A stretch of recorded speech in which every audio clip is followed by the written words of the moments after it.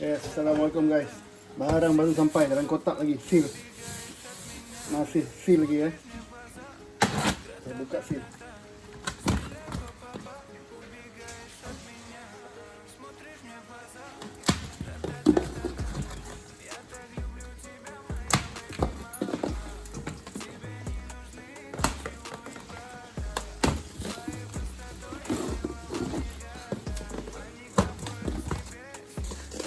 Ada 1, 2, 3, 4, 5 powerbank jumper.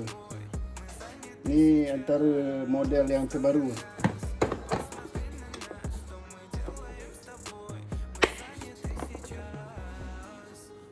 Yeah.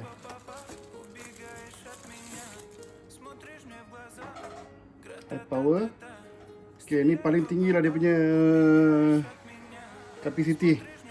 99,800 mah. Paling tinggi buat masa ni. Anda akan dapat pump kompresor untuk pump tayar kereta, motor, basikal.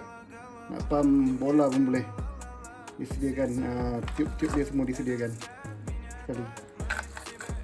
Okey, yang ni untuk jumper kereta. Ini charger dia. Ini charger dalam kereta. Okey, saya tunjuk cara dia lah. Untuk ni guna kompresor.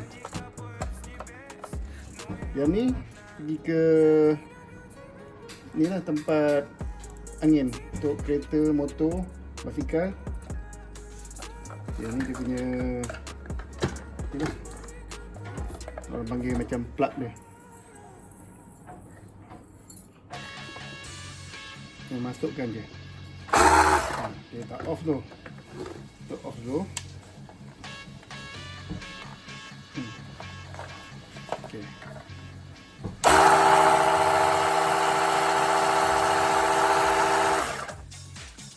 Sama juga kalau nak jam start kereta. Ya. Ni pergi sini, masuk di lubang. Lepas tu merah ke kepala merah, hitam ke kepala hitam yang dekat kereta. Senang aja. Ni ada indikator dia, kita boleh tahu tahap bateri. Ni penuh lah, maknanya daripada kilang memang datang penuh. Kita boleh select tau, 12 watt, 16 ataupun 19. Biasa 16 pun dia dah cover semua dah. Dekat sini dia ada ni lubang USB lah. Ni lubang untuk kita cas dia. Ni kita nak cas laptop boleh sini.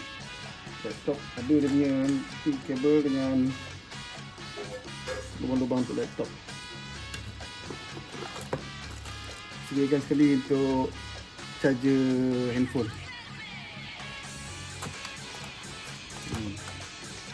Itu je.